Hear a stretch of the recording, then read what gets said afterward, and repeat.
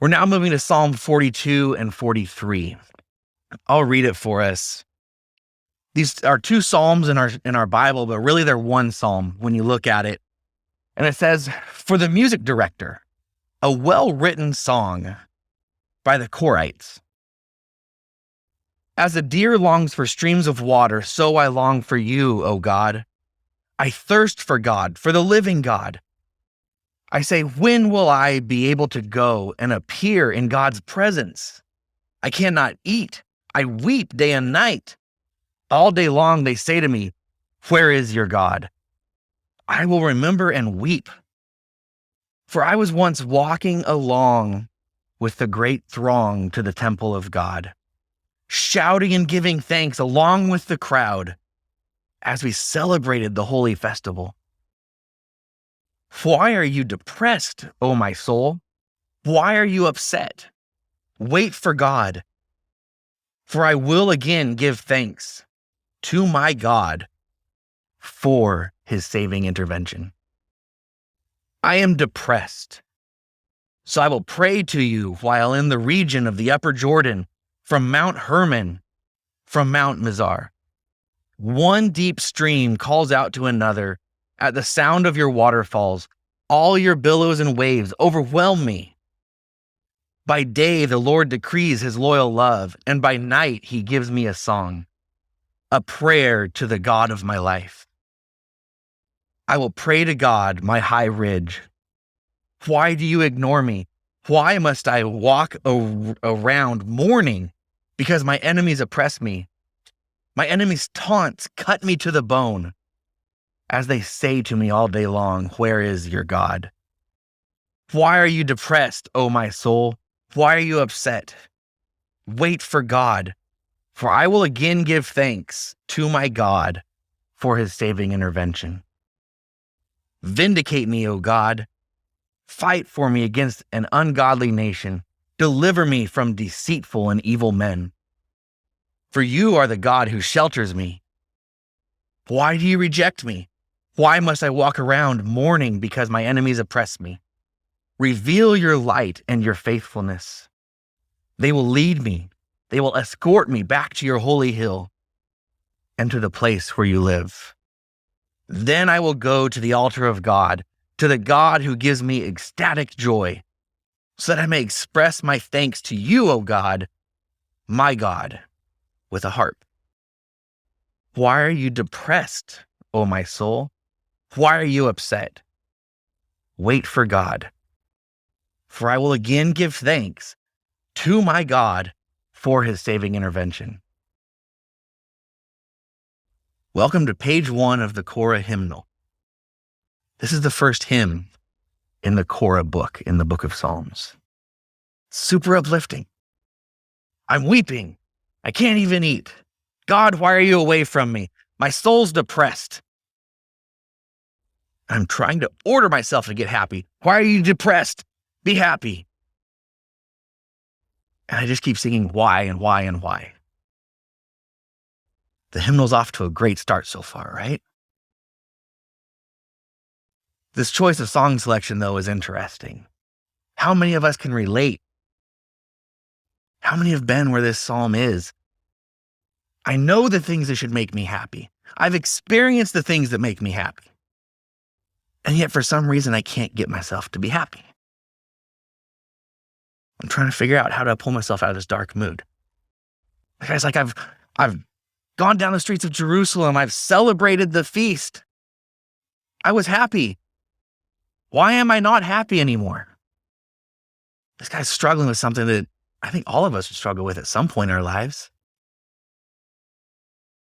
And we aren't alone in the struggle. What's interesting is that you can read this psalm and you can see that thousands of years ago, people went through the same thing. Our struggle's not new.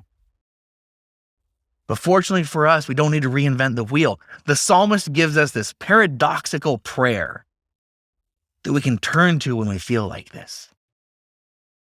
And the paradox is, I'm in the presence of God asking why I can't feel his presence. I'm in God's presence and I'm telling God, why are you so far away from me? It's not an uncommon struggle. And it's something that we actually shouldn't feel guilty about. I think many Christians do. They feel guilty. Oh, I must have done something wrong if I don't feel God's presence. There must be something wrong with me. God's punishing me. Something is going on if I feel this way. It's just common to humanity at times to feel this way. Psalm 22 is the psalm that Jesus quoted from the cross. And he said, "My God, why have you abandoned me?" Psalm 88 is the darkest psalm in the book of Psalms. And it simply ends with, "Darkness is my friend." Psalm 130 says, "Out of the depths I cry to you." I'm down here in this deep hole and I'm crying to God. What we find in these Psalms is actually this interesting agony of having experienced one thing, having been happy, and now experiencing something else. I can't experience happiness right now.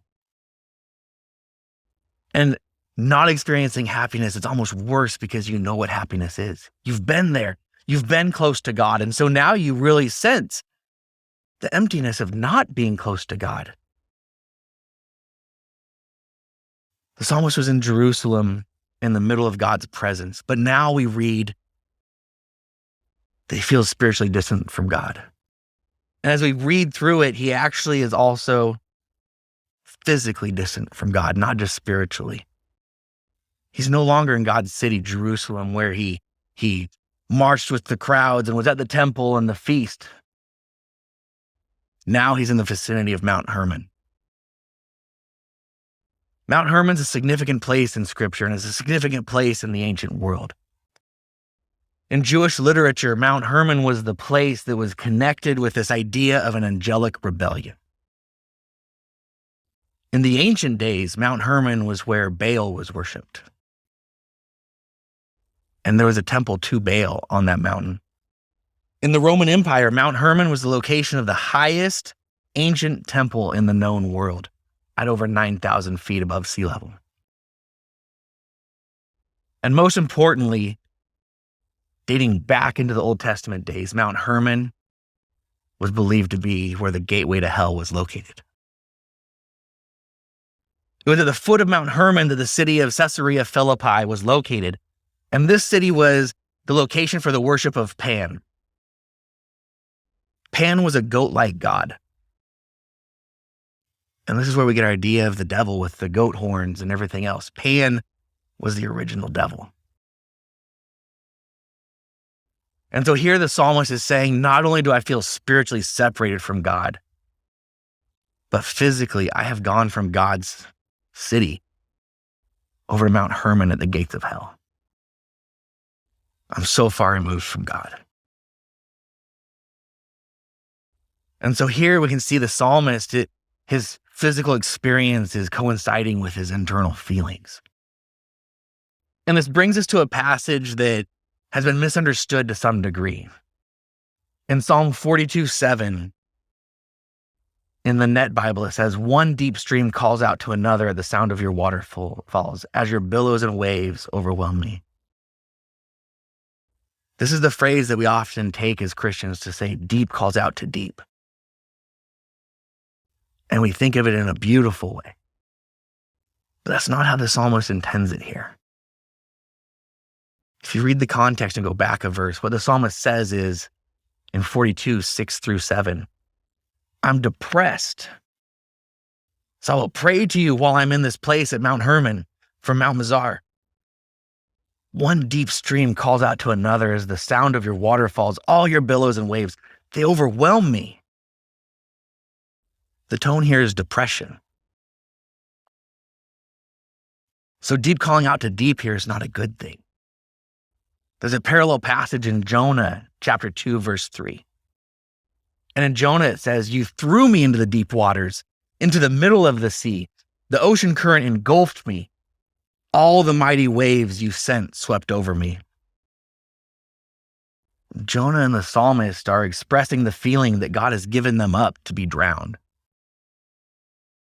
For Jonah, he's being drowned by the sea. For the psalmist, he's being drowned by his troubles and his depression and his despair. but it doesn't disregard what we say when deep calls out to deep. Because however deep we feel we are beneath our troubles, that's how deep God has to go to get us. So the phrase still works. It still is. Deep calls out to deep in this amazing way where we feel like we've been pulled so far under we can't even reach the surface to grab any air. But God comes down to us to reach us. But what the psalmist is doing in this passage is he's saying, I feel like I'm at the gates of hell, God, and you keep sending me troubles. Deep calls out to deep is the psalmist's way of saying, I can't get to the surface. I can't breathe. The waves keep coming. And why are you sending them, God? We saw this honesty with Moses when he talked to God. Moses turned things around on God and said, you did this. Don't put it on my shoulders. And we kind of stopped to see if he'd get struck by lightning. Can you talk to God that way? And the psalmist is now doing the same thing. The psalmist is saying, you are doing this to me. You are drowning me. But the next verse, the psalmist corrects his understanding. In Psalm 42:8, it says, but the Lord actually decrees his loyal love. And by night, he gives me a song, a prayer to the God of my life. So what we see here is the psalmist has a feeling. And that feeling is, God, why are you drowning me in all of this? And he's honest with God. And God's okay with that. But on the flip side, the psalmist also understands, God, I know your loyal love. I say one thing in emotion, but I also know that you have loyal love.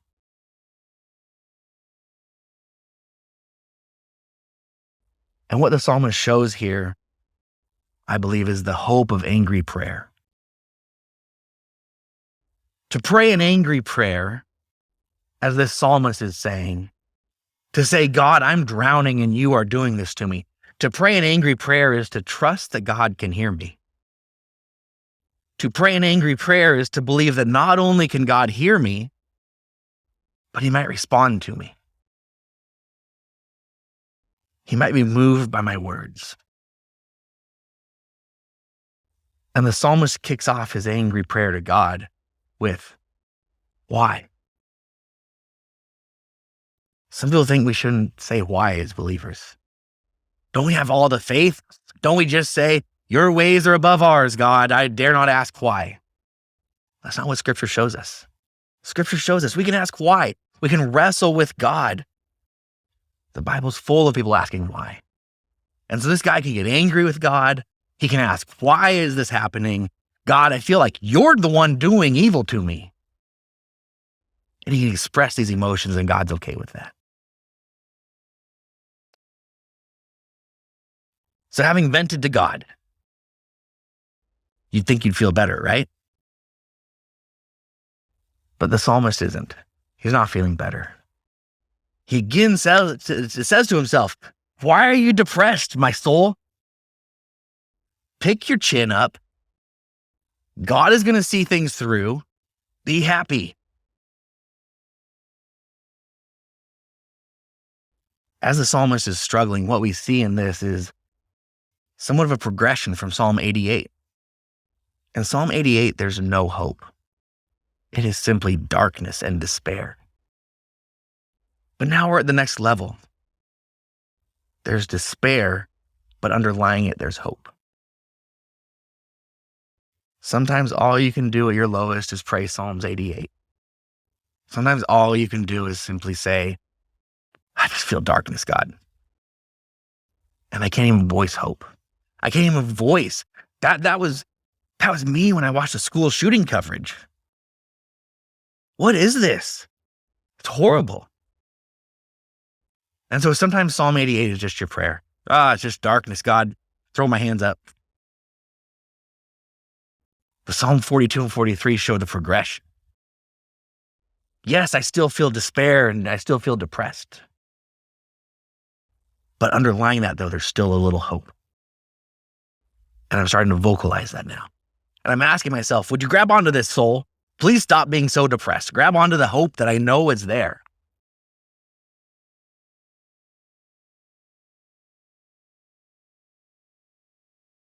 And so on the heels of this frustration and depression, but it's mixed with hope, the psalmist prays again.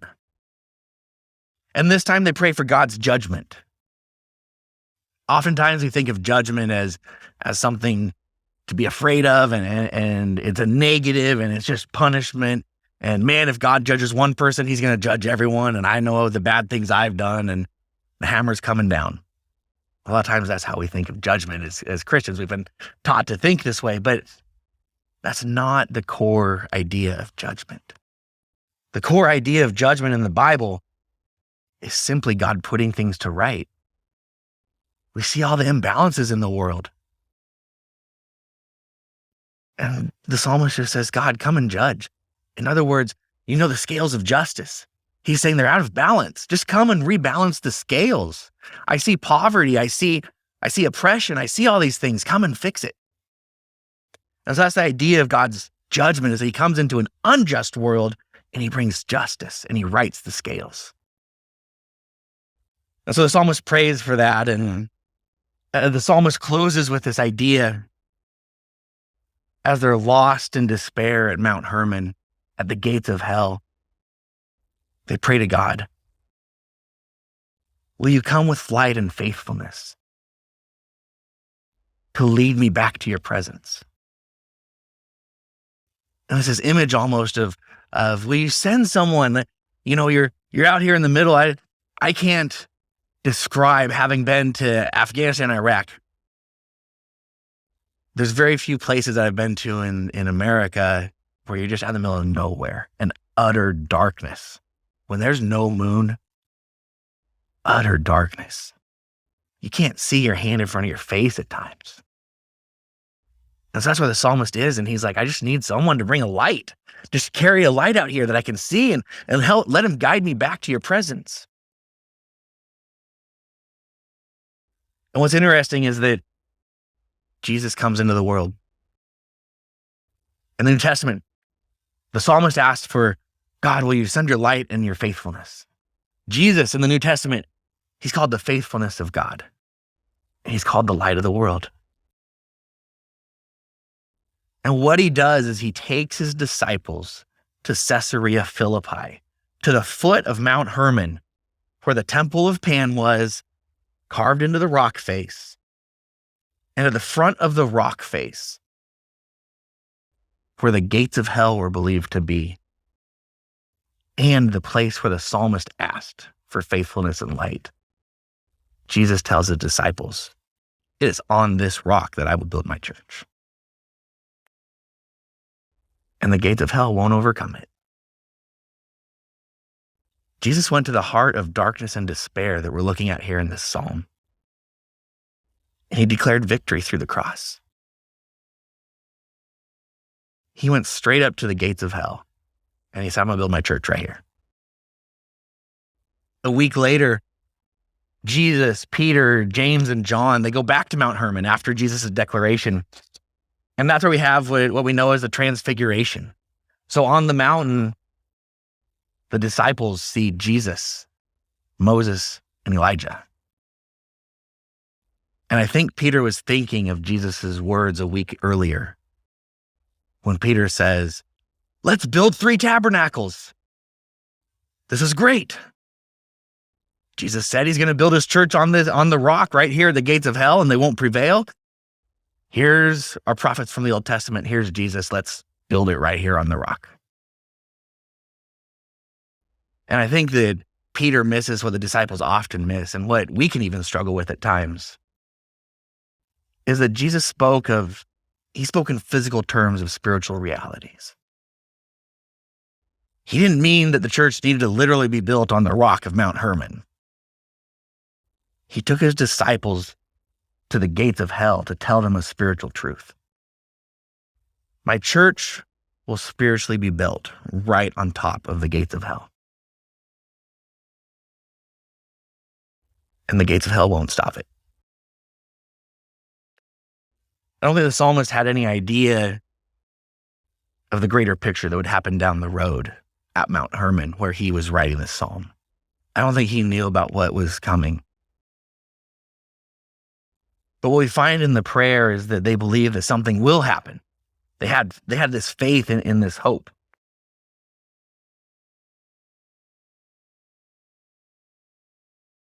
And so the psalmist is existing in this in-between world. It's a world that I've had experience with. Having experienced the joy and the love of God, the day that I heard God's voice, my life changed forever. But yet I still see the darkness in the world. And what's been hard for me is even to come to the church. And even in the church, I come with this love and peace, and I come here and is this all we're doing? Is this all we have to offer? And so I can relate to the psalmist. He experienced something amazing. And that makes it even harder when he doesn't have it.